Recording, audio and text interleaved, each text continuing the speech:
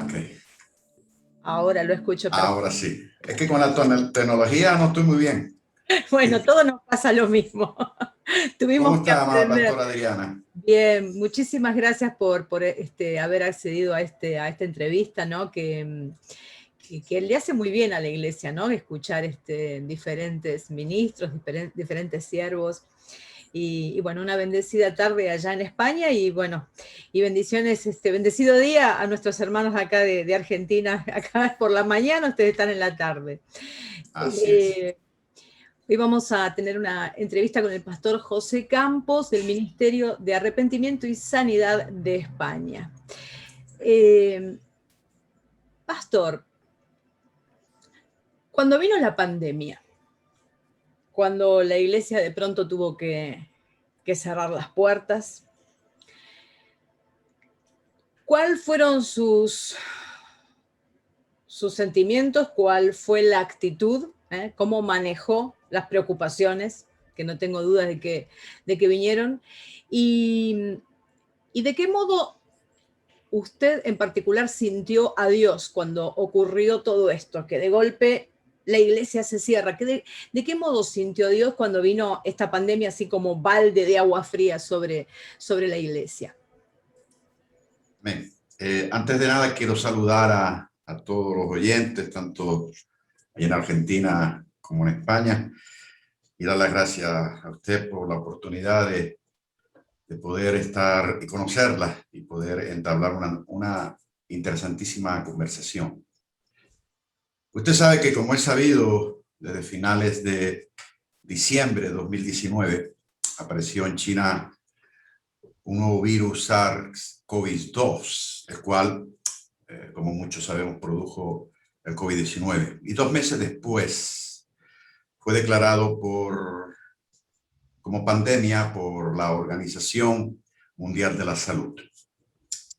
Este virus traspasó rápidamente fronteras, culturas, religiones, géneros, edades, sistemas sociales y políticos, entre otros.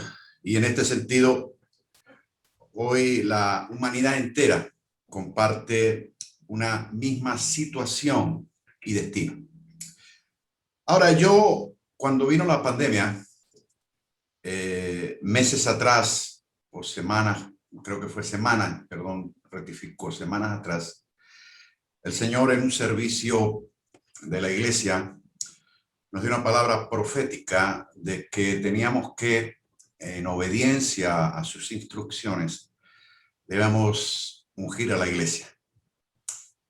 En principio no entendí el por qué el Señor nos había dado esa orden tan directa, tan escueta. Después lo entendí cuando estalló todo en España, bueno, estalló a nivel global. Entendí que algo muy fuerte había tocado la tierra. Ahora, ¿cómo vimos nosotros esta pandemia? ¿Cómo vimos la manifestación de esta pandemia? Mire usted, pastora Adriana, yo la asumo con esta pandemia como un peligro evidente, pero también como una oportunidad.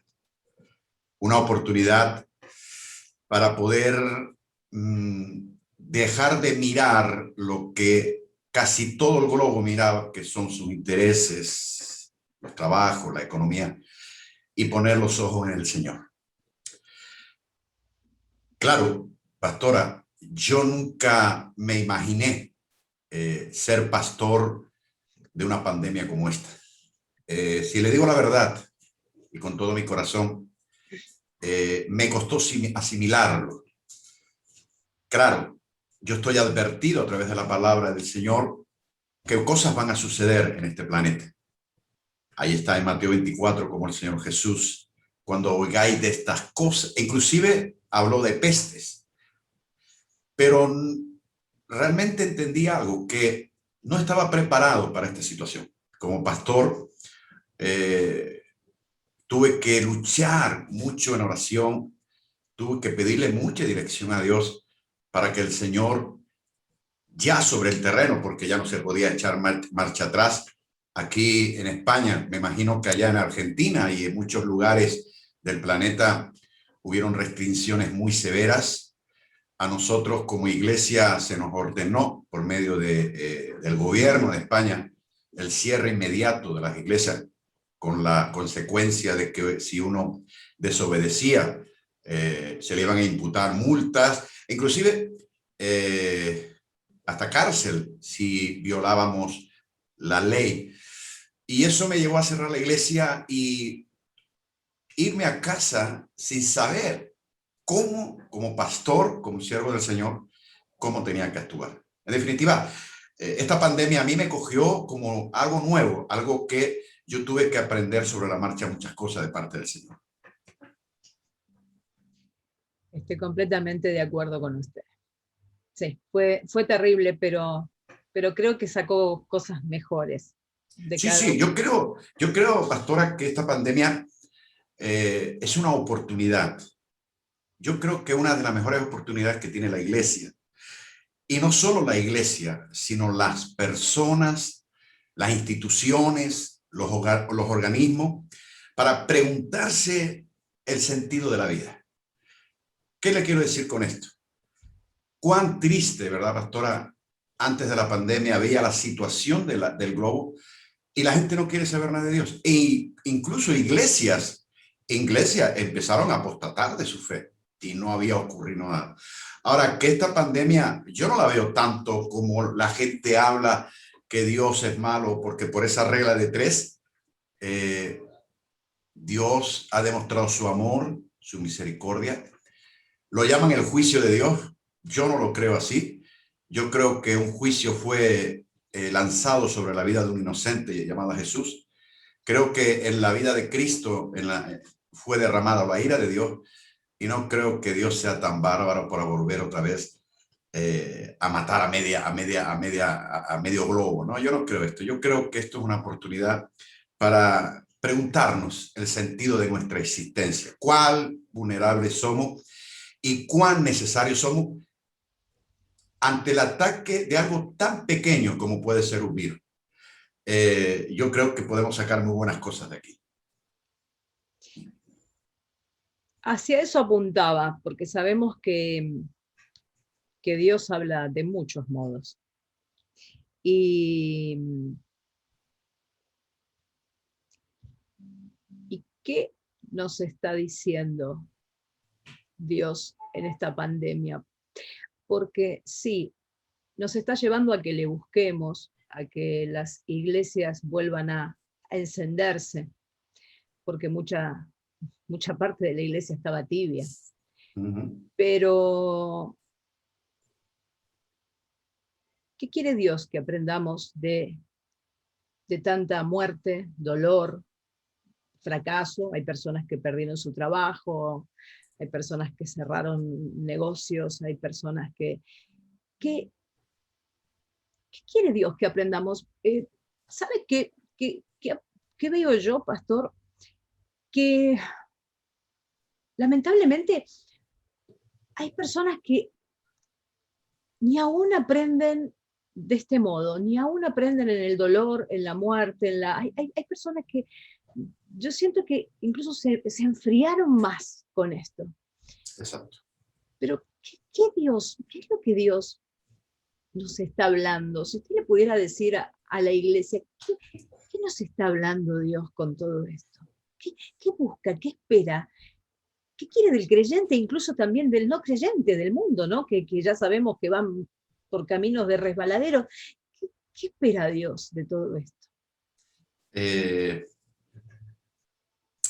Sabemos que la pandemia es un producto de la negligencia humana. Amén. Y eso no queda cuestión, porque los datos científicos así lo dicen. Porque esto lo hemos puesto en circulación los hombres. Nunca lo ha puesto Dios.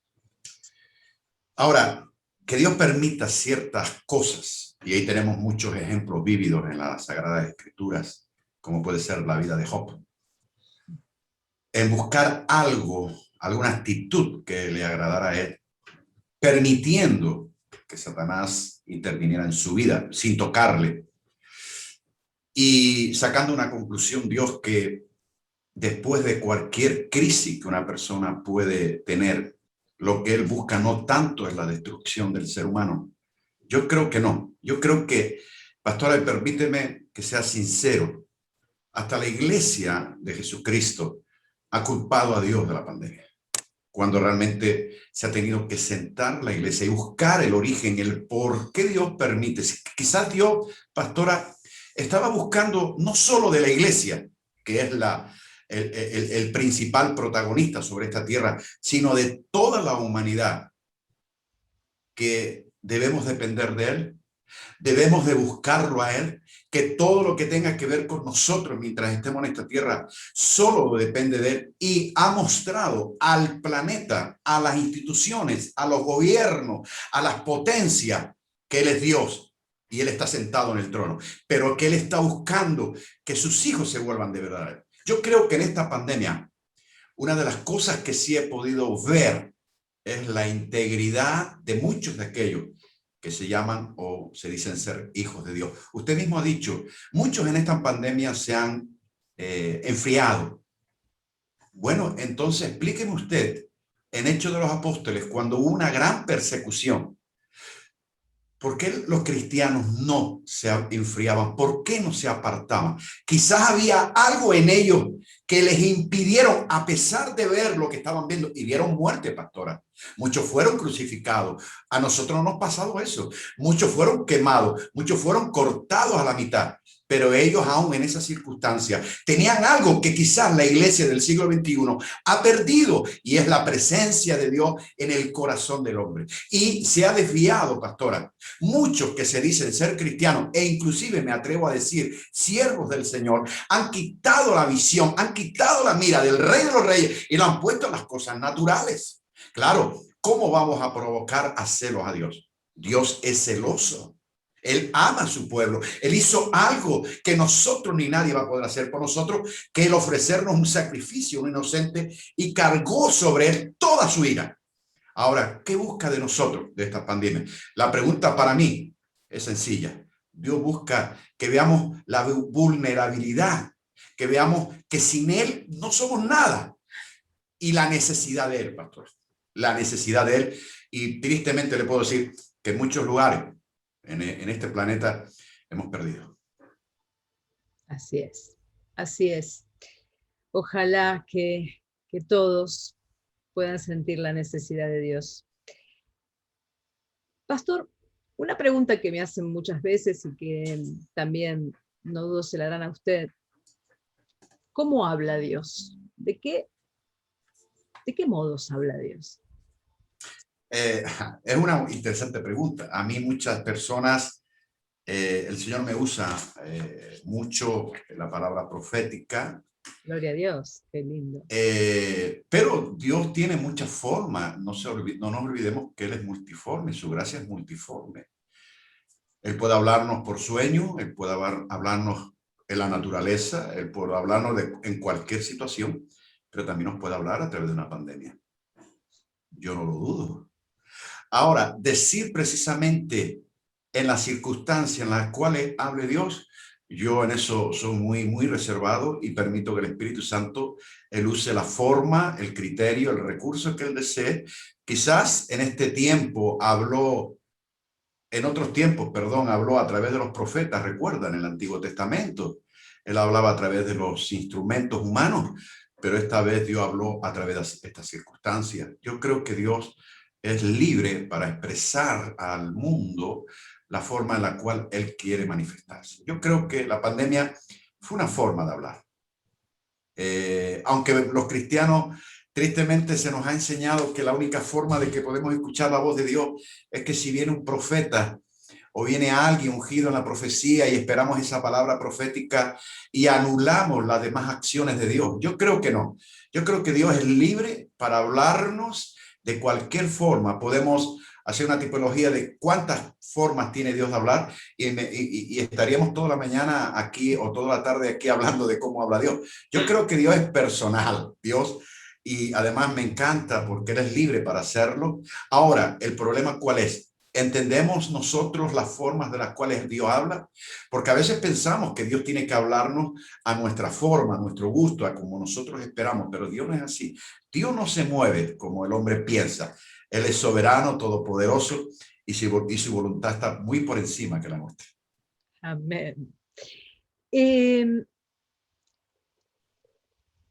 ¿Qué cosas, pastor, qué males debe erradicar la iglesia de hoy? ¿Qué cambios a su modo de ver debe efectuar? ¿Qué transformaciones debe efectuar la iglesia?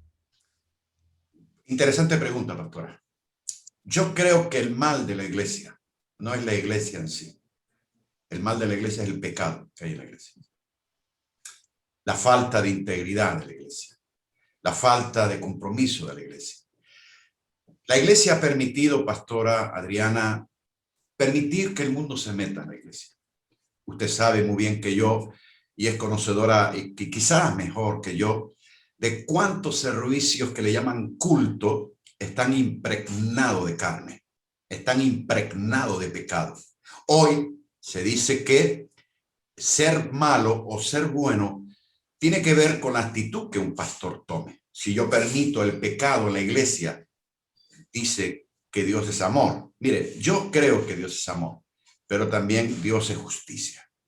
Él vino a erradicar el pecado, Él vino a quitar el pecado. Al pecado, gracias al Señor, y me he comprometido desde que estoy en el ministerio hasta el día que el Señor me llama a su presencia, lo voy a predicar. Al pecado se le llama pecado, y hacer el llamado al arrepentimiento. Ahora, ¿cuál es el mal de la iglesia? Yo creo que el mal de la iglesia es el pecado. El mal de la iglesia es que han sustituido a Dios por las cosas materiales.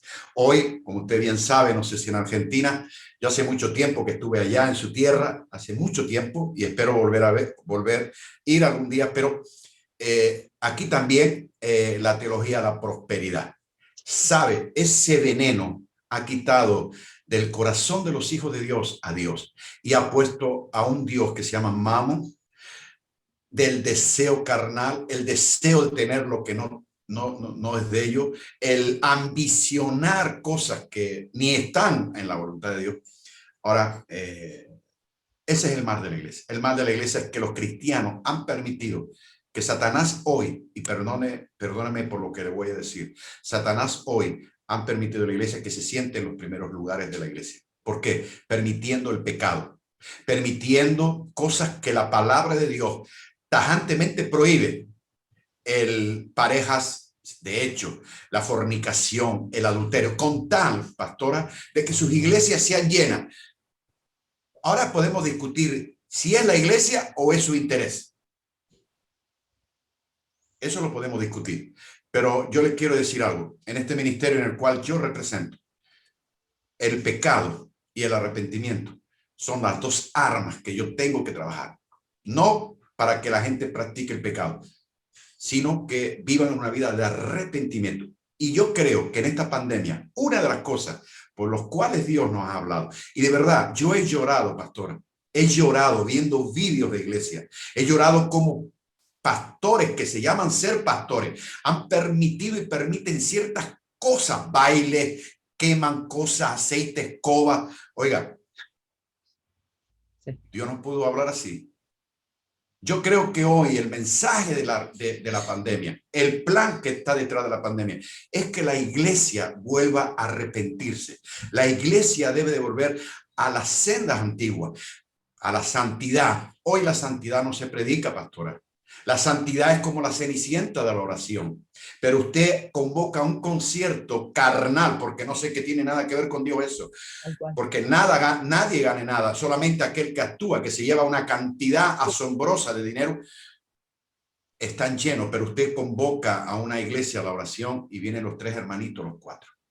No hay santidad, no hay santidad en el corazón, no hay santidad en los pensamientos, no hay santidad nada. Es decir, el pecado que está consumiendo y que va a traer mucho juicio a la iglesia, que va a traer mucho juicio a la iglesia, la falta de arrepentimiento. Y como consecuencia la hipocresía, una iglesia. Sobre todo.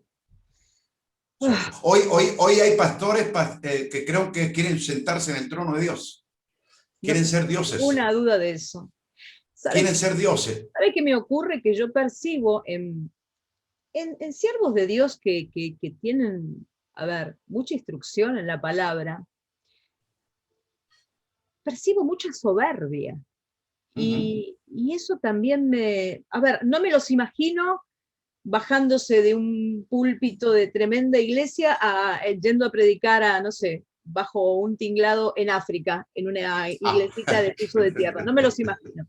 Y saben muchísimo de la palabra, pero hay Sí. cosas que tienen que transformarse en la iglesia. Muchas Señor, cosas. Pero cuando pastora Adriana, cuando uno se aparta de Dios, empieza a activarse ciertos principios demoníacos. La soberbia, el orgullo, la autosuficiencia. Yo le quiero contar un testimonio, si me permite. Sí, por supuesto. El Señor me ha llevado, y estoy muy agradecido, porque Él me ha llevado por varias naciones. Y en una de estas fue a Cuba. Usted no sé si conoce Cuba, no ha estado por allí. Un pastor de Europa he invitado a Cuba. Yo aprendí una de las lecciones más hermosas, más lindas que un hombre de Dios puede aprender. Que aunque te lleven a cualquier lugar, no puede cambiar tu corazón. Pastora Adriana, yo cuando fui a la iglesia fui montado en un burro.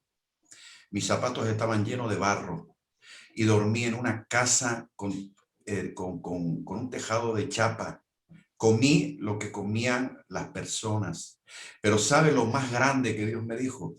Dice, así mi hijo caminó igual que tú. Y así quiero que los hombres míos que yo use sean como tú. Aleluya. Oiga, eso fue más. Ahora, también he observado a pastores y no quiero juzgar a nadie, no estoy aquí para juzgar, ni estoy aquí para señalar. Ahora, he visto que pastores de renombre han querido venir a una nación y hay que pagarle un caché de 100.000 euros. 100.000 euros le digo porque la moneda de aquí. Hay que buscarle un hotel de 5 estrellas, un coche blindado. ¿Pero un coche blindado para qué? No tenemos a Jesucristo que nos guarda y nos cuida. Jesús cuando predicó por las naciones, cuando estuvo por la tierra, siendo Dios, Él no tenía ni dónde dormir. ¿Cuál es el problema? El problema es, yo le llamo la enfermedad del éxito. Cuando uno tiene éxito y no controla ese éxito, empieza ahí los principios demoníacos, que es la soberbia, el orgullo, la autosuficiencia. Yo conocí a un pastor de una nación que él dijo que si no se besaba su anillo, no podían entrar en el reino de los cielos. Imagínense, si eso es orgullo y vanidad, entonces... Qué terrible, qué terrible. Cuántas cosas el Señor va a moldear en la iglesia. Yo le digo algo, pastora. Yo quiero que haga una restauración de la iglesia. Yo quiero que el Señor traiga un avivamiento a las naciones. Pero ¿sabes algo, pastora? Antes de un avivamiento va a venir un quebrantamiento. Dios va a traer mucho quebrantamiento y va a ser su mano que lo va a hacer. Dios quiere una iglesia limpia, santa, sin arruga. Hoy lo más que se escucha por las redes sociales es que venga Cristo, que venga Cristo, que venga Cristo. No hay otro tema más. Yo amo la venida de Cristo, pastora. La amo con todo mi corazón. Yo no sé si lo veré o Él me llamará a su presencia. Pero mi pregunta es, pastora, ¿para qué queremos que venga Cristo? Pregunto, ¿para qué queremos que venga Cristo ahora? Quizás muchos viven engañados. ¿Cuántos de las iglesias se quedarían en las bancas? Porque dice la palabra que en sin santidad nadie verá al Señor. Exacto. Y donde más se practica hoy lo que se llama malo, hoy es en el seno de la iglesia. Y no estoy diciendo que todas las iglesias sean malas. No, por supuesto que no. Yo conozco iglesias excelentes, con pastores excelentes, con hombres de Dios íntegros. Pero ¿para qué queremos que Cristo venga? Para escaparnos de la responsabilidad de predicar un evangelio, de extender el evangelio, de vivir como Cristo quiere que vivamos. Porque si hoy viniera Cristo, le digo la verdad, pastora, yo creo que del 100%, el 70% de la iglesia se queda en la tierra. Sí, no más. Yo le digo números para no espantarnos tanto. Pastor, ¿las manifestaciones del Espíritu Santo se quedaron en Pentecostés? No. Ah, gloria a Dios. Yo creo que no. Esperaba esa Mire, respuesta. no. Hay muchos que dicen que lo de Hechos de los Apóstoles fue una historia, un suceso que se quedó en la historia. Yo creo que no. Hechos de los Apóstoles fue el inicio de la vida de la iglesia. Y además, ¿quién iba a ser el causante de la vida de la iglesia? No podemos quitar al Santo Espíritu de Dios de la iglesia. Los dones, yo soy un hombre que busco entre la gente, siempre estoy buscando qué don es el que tiene. Los dones, los 4 ministerios tienen que estar vigentes. Los dones de sanidad, de milagro, profético, todos los 26 dones que habla Corintios, Romanos, se tienen que estar manifestando en la iglesia. Una iglesia que no manifieste los dones tiene que hacer una revisión de su doctrina. Es una iglesia seca, es una iglesia seca. No saben lo que se pierde. Porque ¿quién trae la vida a la iglesia? El Espíritu Santo. No podemos quitar a la persona. Jesús es el mismo ayer, fue el mismo ayer, es el mismo hoy y será el mismo para siempre. Y además, el sello distintivo de una iglesia verdadera, basada en la Sagrada Escritura, tiene que estar confirmada y respaldada por todos los dones del Espíritu. Amén. Yo soy muy amante de los dones. Muy amante de los dones. Estamos de acuerdo, entonces. Aunque nos llamen locos. Exacto, aunque me llamen loco. Ahora siempre con esta regla. En orden y con orden. No con locura. Yo no creo en esos chillidos, en esas manifestaciones súper raras. Ya usted sabe a lo que me estoy refiriendo.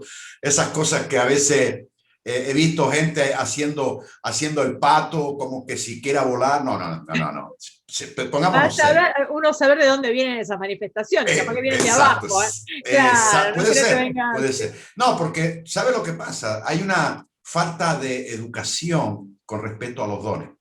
Yo creo que las iglesias deben enseñar el ministerio del Espíritu Santo, pero con una doctrina sincera, una doctrina transparente, leal a su escritura, y no permitir ciertas manifestaciones que lo que hacen es restar ante la sociedad el poder de la iglesia.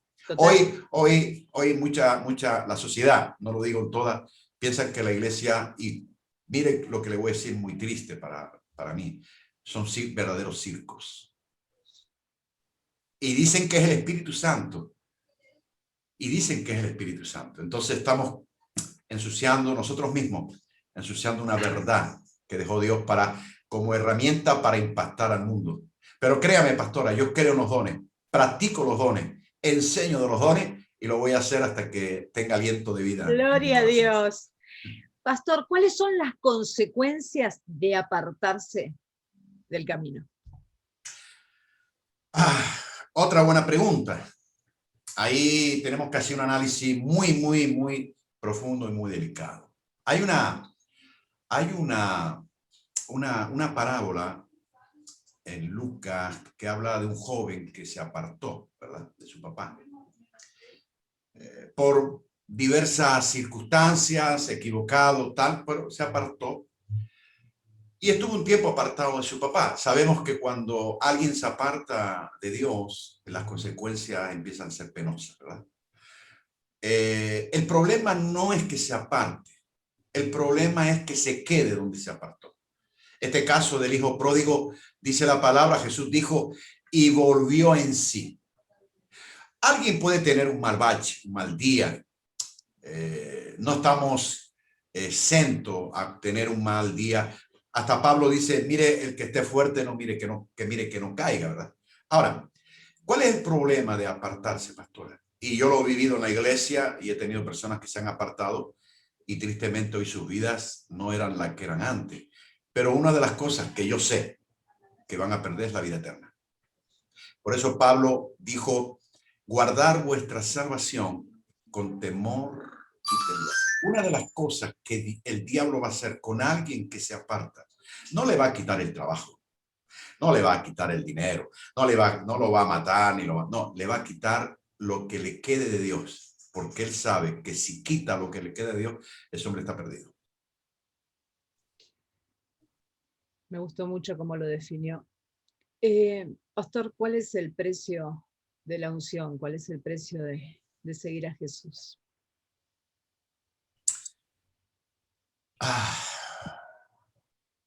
Yo se le he hecho esa pregunta a Dios. Y lo que Él me ha revelado para el precio de la unción es que yo tengo que morir. Y no te estoy hablando de una forma física. Él me ha dicho, yo no puedo usar a gente viva. Yo tengo que usar a gente que esté muerta y rendida. El precio de la unción no se gana, o la unción, pastora, como mucho, y usted sabe, pasó en Argentina, ¿verdad? La época de ese avivamiento que hubo. Y muchos pastores de toda Europa y de todo el planeta fueron a Argentina. Bueno, usted es conocedora de todo eso. Yo creo que la unción no se gana porque alguien ponga tus manos sobre su cabeza. La unción no se gana porque tú te gastes cientos miles de dólares o euros y te vayas a otra punta del planeta a que alguien... No, yo no creo. El precio de la unción está en una rendición total, absoluta y sin condiciones. Quiere decir, tú ya no existes, tú ya no hablas, tú ya no eres nadie. Ahora, ¿quién está dispuesto a ser quitado del protagonismo y pasar a donde nadie te ve?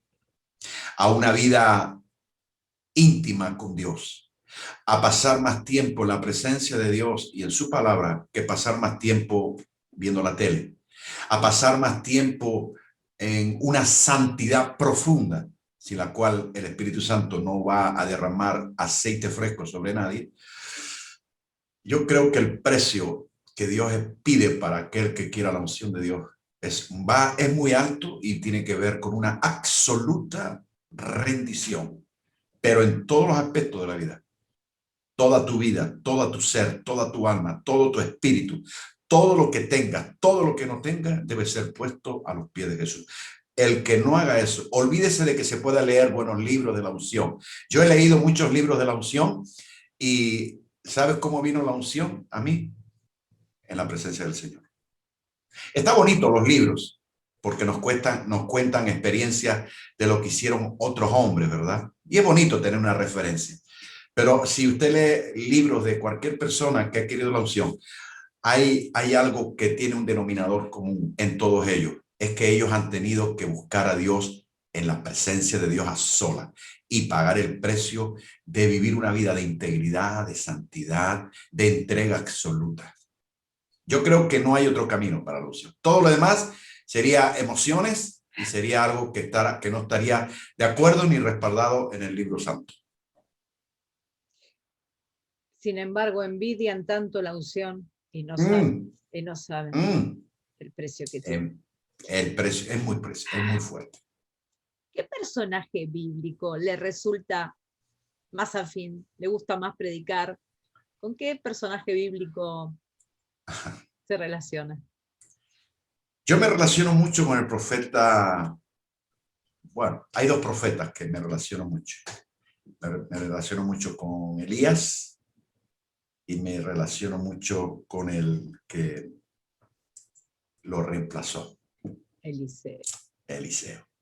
Para mí, esos dos hombres marcaron una época.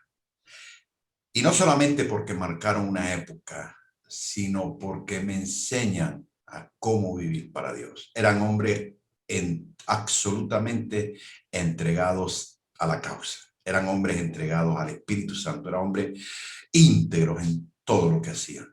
No quiero restar a todos los personajes bíblicos, pero usted me ha preguntado cuáles son mis referentes. Para mí, Elías y Eliseo marcaron una época muy tremenda y de hombres de valor. Sí. Y de hombres de valor. Porque Elías, fíjese que él estuvo a punto de perder la cabeza, pero por mantener la verdad de Dios, él hizo lo que hizo con Jezabel. Y aparte, después cometió el error grave de marcharse a a esconder una cosa, pero hizo algo importante y me demuestra que un siervo de Dios debe tener mucho, mucho valor, porque aquel que se le da unción, una de las cosas que tiene que tener es mucha valentía, porque van a ir en contra tuya. Tu cabeza ya ha sido puesta precio en el infierno. Y no solo en el infierno, pastora, sino también en la tierra.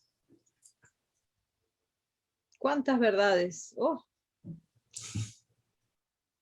Otro tema, la murmuración provoca grandes daños en la iglesia, pero también al murmurador. Abuelo de pájaro, ¿qué me puede decir de la murmuración? ¿Cómo se combate? ¿Cómo se la enfrenta? Si es que se la enfrenta. ¿Cómo la palabra dice, el pastor José Campos cuando hay murmuración en la ¿cómo iglesia? la enfrento? ¿Cómo enfrento la murmuración? Primero, a través de las escrituras. Solo ser una persona que tenga una diversidad de mensajes. Y cuando hago un mensaje, me gusta hacer mensajes de series. Hablar de un tema y no hablar muchos temas. Yo prefiero hablar de un tema y que los temas que yo hable tengan que ver con ese tema. Y entran muchas cosas. Y la murmuración, la mentira, todo entra en los temas intencionalmente, lo hago, claro. Para poder enseñar a la iglesia ciertos principios que la iglesia debe respetar. La murmuración es muy peligrosa. No solamente es peligrosa, sino dañina. La murmuración puede quitarle el crédito a una persona, a un pastor, y puede traer consecuencias a la iglesia muy, muy malas. E inclusive puede activar la maldición. E inclusive pues, puede perder alma. Ahora, ¿cómo lo enfrento yo a la persona que murmura? Yo le miro la cara y le digo, ¿por qué estás diciendo esto? ¿Por qué dices esto? ¿Por qué antes de hacer una declaración de algo, por qué no vienes donde estoy yo? ¿Por qué no hablas con la persona? Ahora, también puedo creer que la murmuración puede ser algo de su pasado, algún espíritu de murmuración que haya vivido su genealogía. Hay muchos factores, pero yo enfrento al murmurador y le digo, ¿qué está pasando? ¿Qué te pasa? ¿Por qué haces esto? ¿Por qué dices esto? La palabra de Dios. Yo creo que la confrontación es lo más sano. Con amor, con misericordia, evidentemente, corrigiéndolo, porque esa debilidad es muy difícil de erradicarla, no es tan fácil. Y más si viene de una cultura familiar que ha practicado durante muchos años esa debilidad, ¿verdad? Hay cosas que la gente trae de la iglesia, pastora, y usted sabe muy bien, hasta de su tatarabuelo. Y puede ser que en la familia haya habido personas que han murmurado y eso siguió como un veneno hasta donde él está. Ahora, la mejor manera para sanar esa herida es confrontándola, no permitirla y zanjarla en la iglesia. Yo soy un hombre muy duro en ciertas cosas en la iglesia, pastora. Y hay cosas que sí zanjo la iglesia, pero la zanjo de raíz. Y esa es una. No permito la murmuración. No permito ni que se hable de mí como pastor, pero tampoco permito que se hable mal de un miembro de la iglesia. Si usted a mí no me murmura, pero usted está murmurando contra un miembro de la iglesia, eso no hay cambio, ¿no? Yo intento que la murmuración sea radicada con la confrontación. Yo creo que es la única forma. La adoración. Está dejando de ser adoración para convertirse en un estrellato. Por lo menos es lo que yo percibo. ¿Cuál es la verdadera adoración? En espíritu, en verdad, pero... Amén. Yo creo que le doy la razón a lo que usted ha dicho, pastora Adriana. Hoy la adoración no tiene el sentido que la Biblia dice que tiene que tener. Dios no busca profesionales. Dios no busca grandes estrellatos ni grandes conciertos, porque la presencia de Dios no está ahí. Yo creo que la verdadera adoración no está en el instrumento. La verdadera adoración está en el corazón. Amén. El adorador es un adorador de corazón y lo demás funciona solo. No se olvide que el Espíritu Santo nos da las notas musicales para adorar. Él es el más interesado en que usted y yo le adoremos. Yo no quiero en la iglesia ningún profesional. Yo no quiero en la iglesia ningún músico. Yo quiero gente que adoren a Dios en el espíritu. Ahora, ¿de qué me sirve tener buenos músicos, pastora? Que sean profesionales, que impacten. Si después cuando terminan de cantar se ponen al final de la iglesia a criticar a toda la iglesia. ¿Para qué quiero un profesional si después los ves en su vida personal y son un desastre? No, yo creo que la adoración debe ser, a ver si busco debe ser restituida por hombres y mujeres con corazón de adoración. Dios busca espíritu, Dios busca corazón, Dios busca adoradores en espíritu, en esencia, y que le adoren en verdad. No porque perdone usted, hoy creo que muchos de los que se llaman adoradores no creo que busquen el beneplácito de Dios, sino que buscan el agradar a la gente con sus aplausos. Yo creo que cualquier pastor con sentido común, con el respeto a la adoración, debe hacer un análisis de quién es el que está detrás. Yo prefiero poner YouTube para evitar desagradar al Espíritu Santo. Mire, yo le quiero decir algo. En mi iglesia tenemos instrumentos. Tengo guitarra, tengo batería, tengo un piano. ¿Sabes que no los toca nadie? ¿Sabes que yo no busco músicos? Yo busco un adorador. Con una sola persona, pastora Adriana, en el nombre de Jesús, atraigo el cielo a la tierra. Porque Dios es lo que busca. Dios es lo que busca, adoradores, que le adoren en el espíritu, donde Él se pueda manifestar, donde Él pueda tener un tiempo, donde Él pueda ministrar, donde los dones puedan manifestarse, donde podamos cantar en lengua, donde podamos adorar a Dios con toda la libertad, sabiendo que al Dios a quien estamos alabando y adorando va a visitarnos, porque eso es lo que Dios busca. Dios busca corazones. Dios no busca profesionales. Y estoy a favor de lo que usted dice. Hoy hay muchos profesionales en los servicios de la iglesia que adoradores. Además, un adorador tiene la responsabilidad no solo de vivir en santidad, sino de tener una preparación teológica, bíblica y escritural. Debe ser un hombre de Biblia, debe ser un hombre de oración. Cuando digo de hombre, hablo de mujer. Debe ser un hombre de que la presencia de Dios la gente lo note. Debe ser un hombre que se note que ora. Debe ser un hombre comprometido, no con la iglesia, sino con Dios a quien sirve. Quizás yo en el lugar donde ministro, mi listón sea un poco alto, pero yo le digo algo, yo creo que el Señor eso también le agrada. Amén, amén. Corazones como los de David son corazones adoradores. El tañedor que hace que la profecía y que el Espíritu Santo... Oh, sí. Es que la adoración trae manifestaciones espirituales, pastora. Absolutamente. Y el Espíritu Santo se quiere manifestar. Dejémoslo. Ahora, hagamos las cosas bien. Muchos creyentes se pierden el poder de la adoración. En mi vida personal muchas veces he adorado a solas, ¿no? Por el Señor. Y con llanto, y es impresionante lo que... Sí. Además, la palabra dice que cuando el pueblo alaba a su Dios, suceden cosas maravillosas. Pastora Adriana, yo no tengo que esperar al final del servicio para ver un milagro. Yo no tengo que esperar al final del servicio para ver una sanidad. Yo no tengo que esperar al final del servicio para ver una manifestación de la gloria de Dios. Eso puede suceder cuando la iglesia, con corazón de adoración y adoradores, alaban a Dios.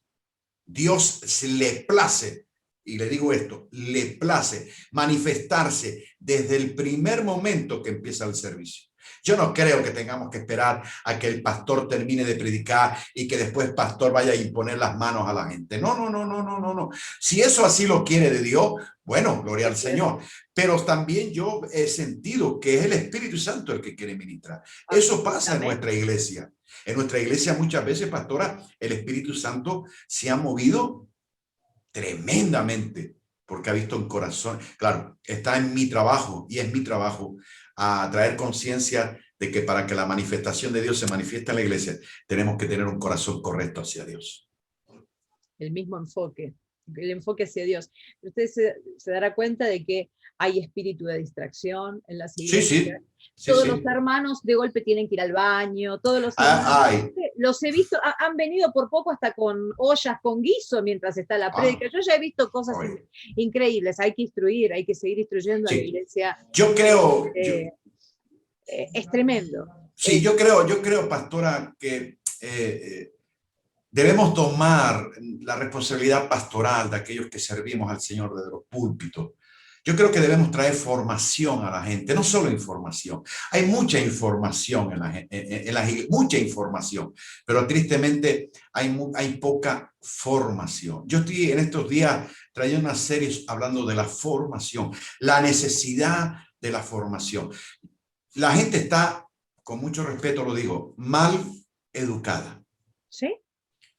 Están mal educadas. Y no es fácil, pastora, traer a la gente a la educación, por cultura, por vivencia. Yo tengo la iglesia casi de todos los países. Imagínense, unir todos esos criterios en uno solo, en la formación. Pero también estoy viendo resultados. Yo creo que la iglesia debe dedicarse no tanto a cultos espectaculares, no tanta emoción, sino traer enseñanza. Soy un hombre, pastora, que traigo mucha enseñanza a la iglesia, mucha enseñanza. Y me enojo cuando la gente se distrae. Me enojo cuando está el pastor o va a predicar, usted se levante al baño. Yo me enojo y muchas veces les llevo a decir que les voy a traer pañales para ponérselos cuando entren. Bien. Nos parecemos, yo tengo libertad, pastora. Soy un hombre libre. Jesús me hizo libre. Y yo soy libre con el respaldo y la autorización de las Sagradas Escrituras. Entonces, a mí me parece mal, pero creo que es también de falta de información. Yo creo que los que ministramos en los púlpitos debemos plantearnos de traer mucha formación a la iglesia. No darle tanta información, sino que esa información se lleve al terreno de la formación. Ahí lo dijo Santiago, no seamos oidores, sino ser hacedores. Una pregunta más y después le voy a pedir por favor que ore por todos los que están escuchando, van a estar escuchándonos. Si quieren me la contestas, sí, no, pero sí, pero usted es directo, usted es valiente como Elías. ¿Cómo debemos actuar los cristianos ante el avance despiadado de la corrupción? ¿Cómo actúa el cristiano cuando nos imponen leyes de muerte, leyes de perversión? ¿Qué hacemos? ¿Nos callamos? ¿Cómo tiene que actuar el cristiano cuando los niños, ¿no? Los niños y la futura generación, los que están naciendo, los que están por nacer, los que se van a criar en un mundo en donde las familias son mamá y mamá, papá y papá, exacto, y donde se le está diciendo a los niños, bueno, elegí el sexo que quieras.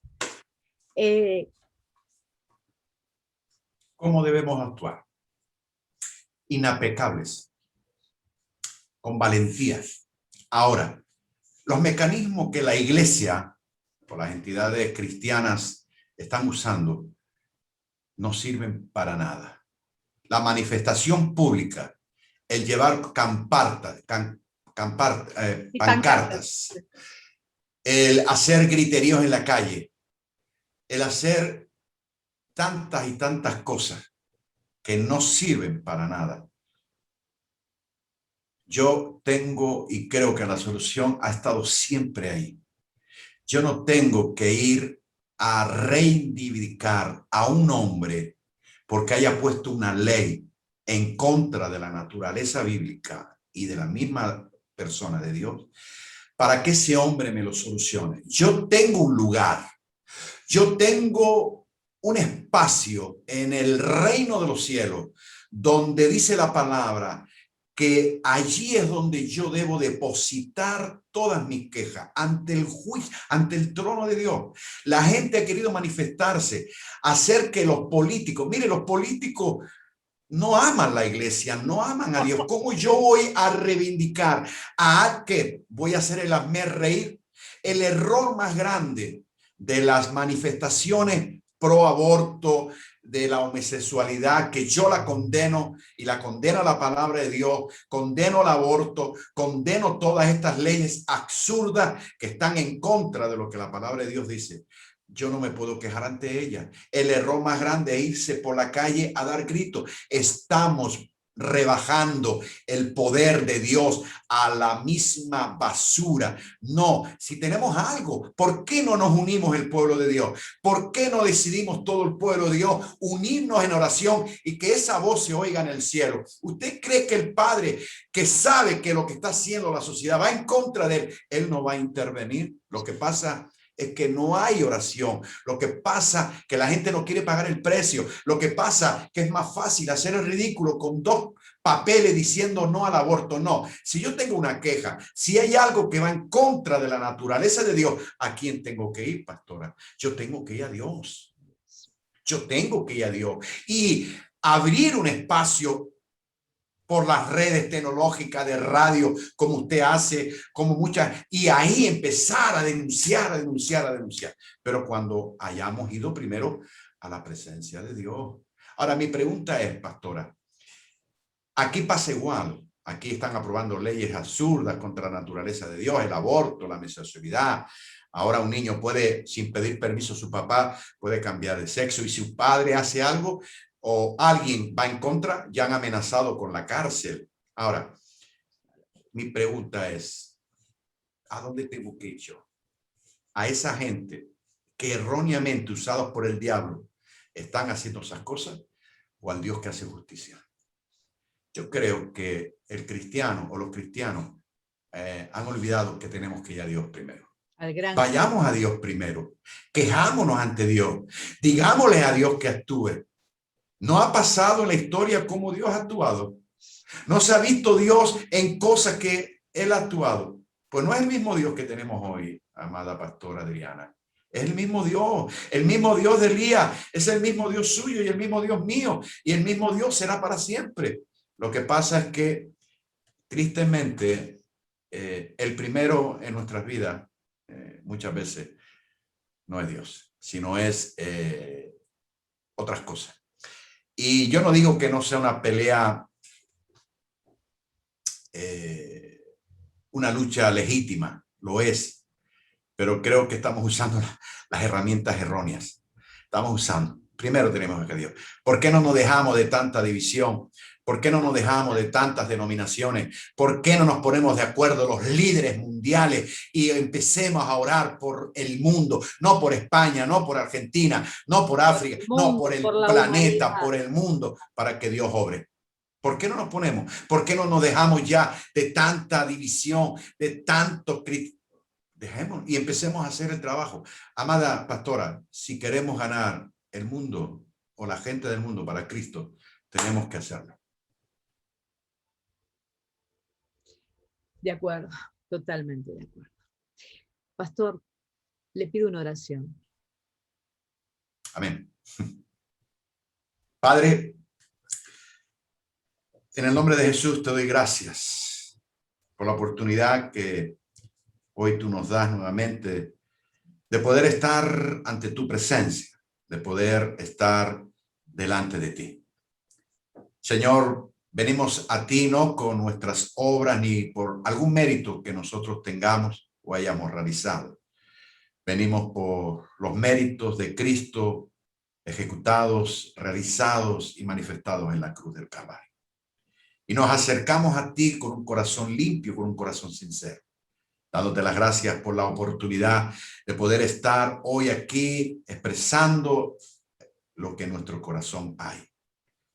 Te doy gracias por la pastora Adriana y por todo lo que ella está haciendo para el reino tuyo, para la extensión y para que mucha gente conozcan de ti.